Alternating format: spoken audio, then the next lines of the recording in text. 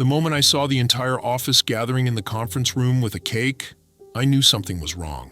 Not birthday cake wrong, not promotion cake wrong. This was termination cake wrong, and somehow I could feel it in my bones that the cake was for me. But let me back up. I need you to understand exactly why what happened next was so perfectly deliciously satisfying. My name is Marcus Chen, and for 5 years I was the invisible backbone of Meridian Marketing Solutions. You know the type. Mid-sized company, fancy downtown office, ping-pong table in the break room that nobody ever used. I was their IT manager, which meant I was the guy everyone forgot existed until their computer crashed, or they couldn't figure out how to share their screen on Zoom. I didn't mind being invisible. In fact, I preferred it. While everyone else was playing office politics and kissing up to our CEO, Richard Brennan, I was quietly keeping the entire digital infrastructure running. I knew every password, every system vulnerability, every deleted file that people thought was gone forever. Knowledge is power, and I'd been accumulating it for years, without anyone noticing. The trouble started 3 months ago when Richard hired his nephew, Tyler, fresh out of college with a shiny new computer science degree, and the kind of confidence that only comes from never having failed at anything. Tyler was supposed to be my assistant, someone I could train and mentor. Instead, from day one, he acted like he was there to replace me. At first, it was small things. He'd interrupt me during meetings to suggest improvements to systems that had been running flawlessly for years. He'd send emails to Richard about inefficiencies in our department, inefficiencies that didn't exist.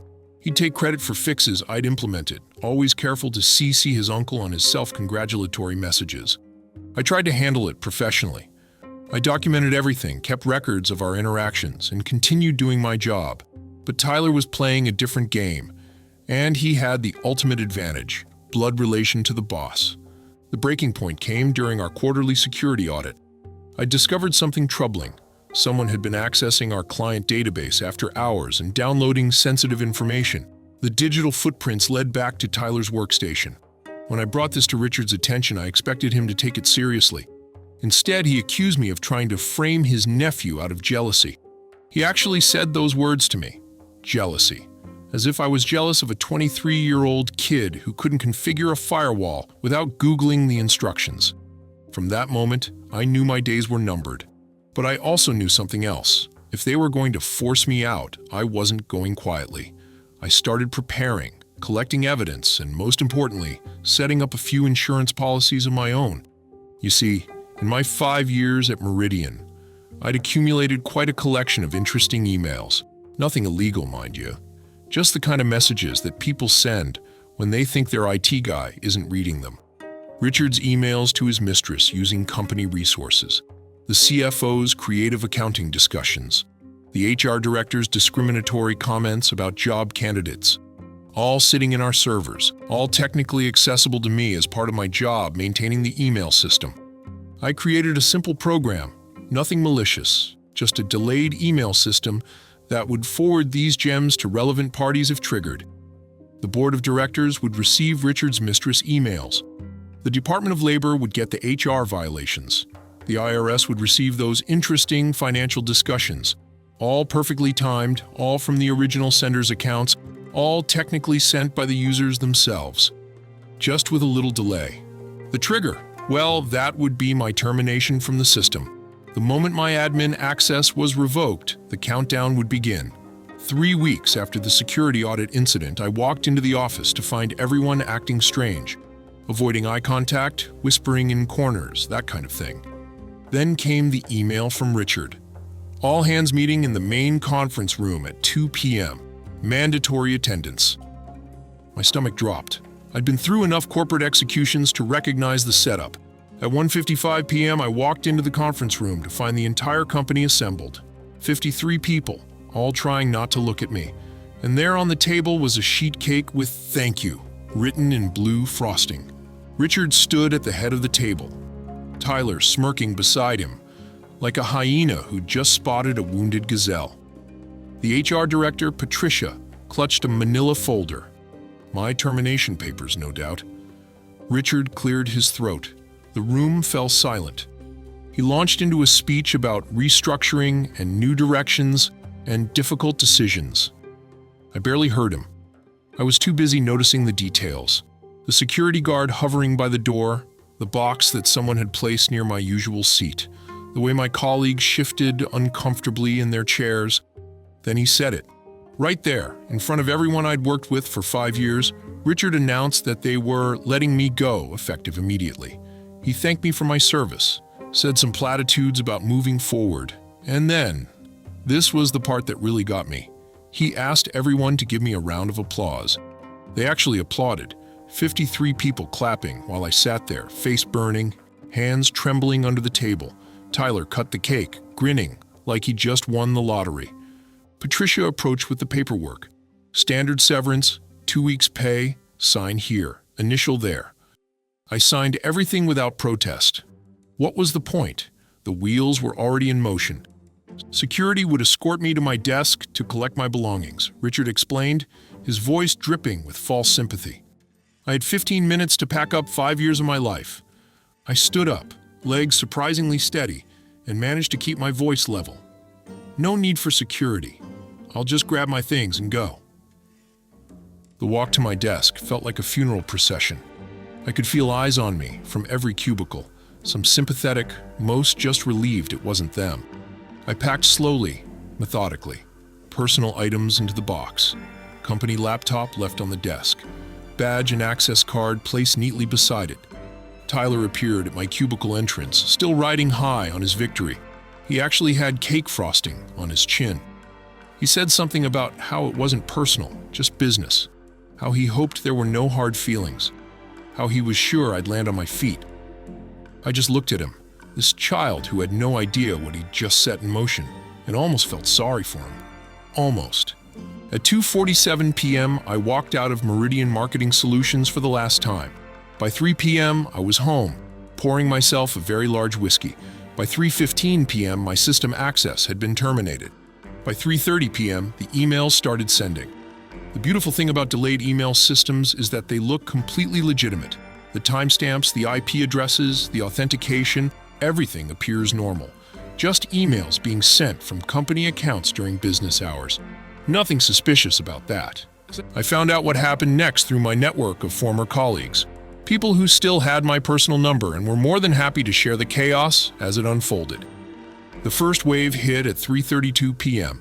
Richard's wife received a lovely collection of emails between her husband and his executive assistant, complete with hotel reservations and some very creative use of company expense accounts. The subject line was particularly poetic, "Working late again tonight." At 3:35 p.m., the second wave deployed. The entire board of directors received a comprehensive breakdown of Richard's business trips to Vegas, charged to client accounts. Apparently, our biggest client's retainer had been funding quite the gambling habit. 3:37 p.m. brought my personal favorite.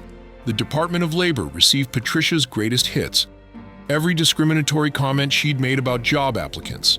Age, race, gender, pregnancy status. She'd violated pretty much every employment law on the books. And she'd done it all in writing. By 3:45 p.m., Richard's office phone was ringing nonstop. By 4 p.m., 3 board members had arrived at the office. By 4:15 p.m., security was escorting Richard out of the building. No cake, no applause, just a banker's box and a stunned expression. The next morning, my phone started buzzing with texts from former co-workers.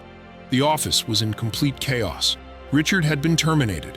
Patricia was suspended pending investigation. The CFO had mysteriously decided to pursue other opportunities. And Tyler?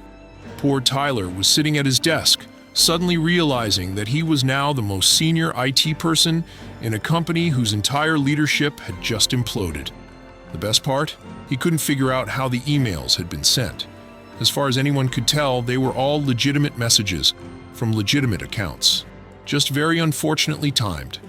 It took them 3 days to realize what had happened. 3 days of Tyler frantically trying to understand the system he'd claimed to be able to improve. 3 days of consultants and emergency IT contractors trying to figure out if they'd been hacked. 3 days of absolute beautiful chaos. When they finally discovered my program, buried deep in the task scheduler, it was too late. The damage was done. The investigation had started. The board had seen what they needed to see. I got a call from one of the board members a week later. They wanted to know if I'd be interested in coming back as a consultant to help stabilize their IT infrastructure. Triple my old rate, full autonomy, and Tyler would be reporting to me.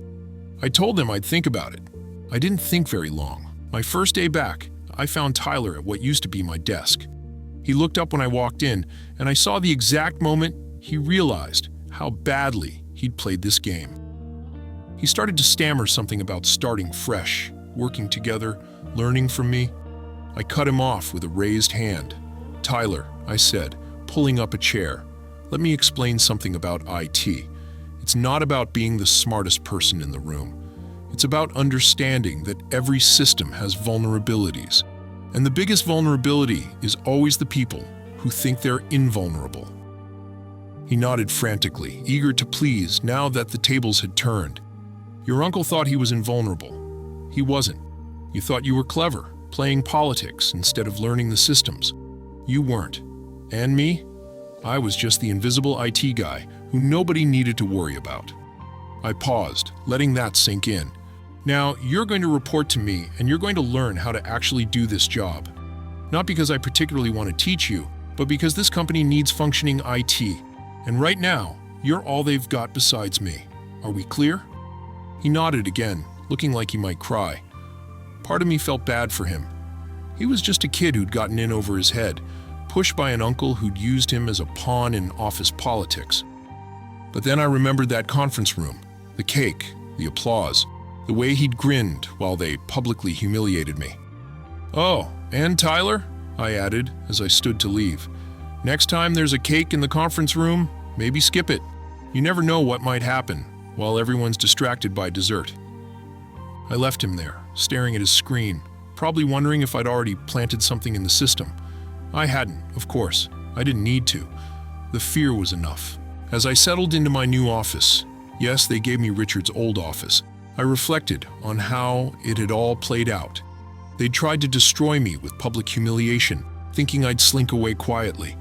Instead, I destroyed them with their own words, their own actions, their own arrogance. The moral of the story isn't about revenge, though I won't lie and say it didn't feel good. It's about understanding that in the modern workplace, information is the ultimate currency.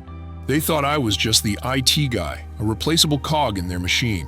They forgot that the IT guy sees everything, knows everything, and most importantly, can control when and how that everything comes to light. Richard is gone, fighting lawsuits from his wife and the board. Patricia is unemployable in HR after the Department of Labor's investigation went public. Tyler still works here, but now he actually does work instead of playing politics. And me? I'm making 3 times my old salary, have complete autonomy, and most importantly, have the respect that was always denied me. Sometimes I walk past the conference room and remember that day. The cake, the applause, the humiliation, it seems like a lifetime ago, even though it's only been 6 months. The company is healthier now, more honest, more careful about how they treat people. And they're especially careful about how they treat their IT department. As for that delayed email program, I dismantled it, of course, mostly. There might be 1 or 2 fail-safes still buried in the system, just in case anyone gets any ideas about surprise conference room gatherings. Call it insurance, call it paranoia, call it learning from experience.